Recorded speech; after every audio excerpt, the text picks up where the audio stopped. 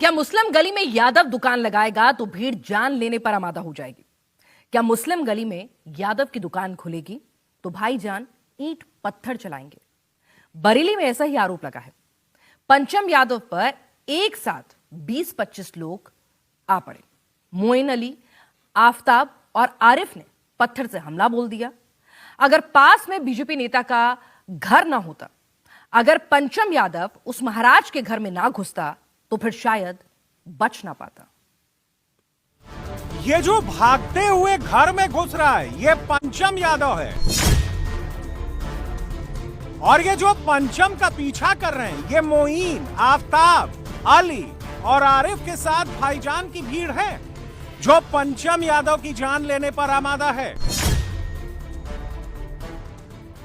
और इस भीड़ से जान बचाने के लिए पंचम जिस घर में घुसा है वो बीजेपी नेता और एमएलसी कुंवर महाराज सिंह का घर है। इस फुटेज से पहले क्या हुआ था वो जान लीजिए। इससे पहले पंचम यादव को 20 से 25 मुस्लिम भीड़ ने बेरहमी से पीटा। पंचम के सिर पर ईंट से कई बार वार हुआ। 1, 2, 3, 4, 5। देखिए कितने लोग बीजेपी नेता के घर पर बाहर खड़े हैं। 15 से 20 लोगों की भीड़ बीजेपी नेता के घर के बाहर जमा है। इसमें मोइन, आफताब, अली और आरिफ शामिल थे। यह मुस्लिम भीड़ बीजेपी नेता के मैनेजर से भिड़ रही थी। घर के गेट पर देखिए कैसे बीजेपी नेता के मैनेजर और भीड़ के बीच बहसबाजी हो रही थी। भीड़ पंचम यादव को अपने हवाले करने को कह रही थी, लेकिन बीजेपी नेता का मैनेजर पीछे नहीं हटा। उसने इस मुस्लिम भीड़ को पीछे लौटने पर मजबूर कर दिया।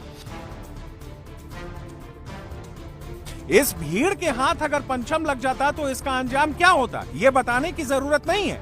पंचम यादव को मालूम था कि उसकी जान मोइन, आफताब, अली और आरिफ से सिर्फ ये घर ही बचा सकता था। यहाँ पे थी और एक सहाय करके डिम्पल और प्रेमपाल करके लड़का हमारे यहाँ रहता है, मैनेजर है हमारे यहाँ। तो उससे ये लोग बहस कर रहे थे कि नहीं लड़के, और मुझे लगता है कि अगर वहाँ और लोग नहीं आ जाते, अड़ोस पड़ोस के दुकानदार आ गए वहाँ पे, तब इनको लगा, वरना ये उनसे हाथापाई कर। पुलिस पुलिस को सूचना हुई, तत्काल पुलिस वहाँ पे पहुँची और उन्होंने तुरंत फिर कार्रवाई की। और वहाँ रात में इन्होंने जो है हमारी सुरक्षा की भी चिंता की। वहाँ पर रात में होमगार्ड लगाई यहाँ पर, और बताया गया है कि कुछ लोगों को इन्होंने जो चूँकि सीसीटीवी कैमरे में देख के इन्होंने पहचाना और कुछ लोगों को इन्होंने पकड़ा भी। जिस वक्त हमलावरों की भीड़ बीजेपी नेता के घर पर हंगामा कर रही थी, उस वक्त बीजेपी विधायक कुंवर महाराज सिंह बाहर किसी मीटिंग में थे, लेकिन परिवार इस हमलावरों की भीड़ से डरा नहीं। उसने पंचम यादव को अपने घर में शरण देकर उनकी जान बचाई और विधायक और पुलिस को मामले की जानकारी दी। पुलिस के पहुंचने से पहले ये आरोपी फरार हो चुके थे, लेकिन पुलिस ने इस मामले में घेराबंदी करके 3 लोगों को गिरफ्तार किया है। आरोपी आरिफ, मोइन और मोइन का भाई आफताब सलाखों के पीछे पहुंच गए। पुलिस ने जिन आरिफ, मोइन और आफताब को गिरफ्तार किया है, ये तीनों के तीनों मीट के कारोबारी हैं जो फरीदपुर के सब्जी मंडी में मीट की दुकान लगाते हैं। मुस्लिम गली में पंचम यादव भी मीट की दुकान लगा रहा था, लेकिन मुस्लिम भीड़ को यह बात पसंद नहीं आई। पंचम यादव का आरोप है कि अली ने पंचम यादव को मुस्लिम गली में दुकान ना लगाने के लिए धमकाया, लेकिन पंचम यादव दुकान लगाने की बात पर अड़ा रहा, जिसके बाद अली ने अपने साथियों को फोन करके बुला लिया। आरिफ, मोइन और आफताब के साथ 25 से 26 लोगों ने पंचम पर हमला बोल दिया। इसी के बाद पंचम यादव अपनी जान बचाने के लिए बीजेपी नेता के घर में घुसा था। अब पुलिस मामले की जांच कर रही है। पुलिस ने अली मोहम्मद, मोइन, आफताब, आरिफ और अन्य अज्ञात 25 से 26 लोगों के खिलाफ मुकदमा दर्ज किया है। को थाना फरीदपुर स्थित कस्बा क्षेत्र में 2 पक्षों के बीच में विवाद की सूचना प्राप्त हुई, जिसमें एक पक्ष खुद को बचाने के उद्देश्य से घर में घुस गया एवं दूसरे पक्ष द्वारा उसका पीछा किया जा रहा था। पुलिस टीम मौके पर पहुंची और मौके से 3 व्यक्तियों को गिरफ्तार किया गया है, जिनके नाम मोइन, आफताब और आरिफ है। इस संबंध में अभियोग भी पंजीकृत कर लिया गया है और अग्रिम कार्रवाई सुनिश्चित की जा रही है। अब पुलिस इस हमले में शामिल बाकी आरोपियों की तलाश में जुटी है। सीसीटीवी फुटेज के आधार पर आरोपियों की तलाश कर रही है। बताया जा रहा है कि मारपीट का आरोपी अली मोहम्मद अपनी दुकान और घर बंद करके पूरे परिवार के साथ फरार हो गया है। बरेली में मुस्लिम गली में दुकान लगाने पर पंचम यादव की पिटाई हुई तो बदायूं में मुस्लिम गली को लेकर बड़ा बवाल हो गया।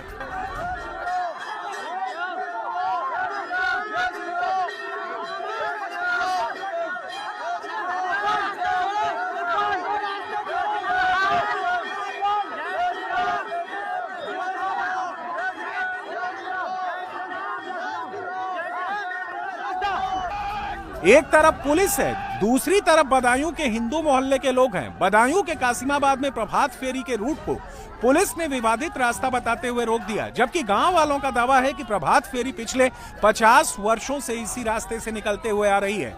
बात इतनी बिगड़ गई कि हालात बेकाबू होते देख पुलिस ने लाठीचार्ज कर दिया,